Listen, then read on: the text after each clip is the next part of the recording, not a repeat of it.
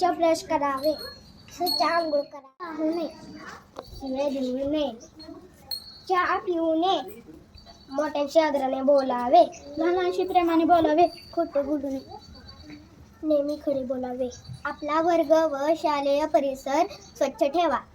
घरचा अभ्यास नियमित करावा, शाळेत नेहमी यावे, पाढे करावे नये, शिळे देऊ नये, चहा पिऊ नये,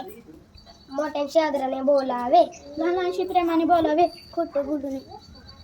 नेहमी खरे बोलावे, आपला वर्ग व शालेय परिसर स्वच्छ ठेवा, घरचा अभ्यास नियमित करावा, शाळेत नेहमी यावे, पाढे करावे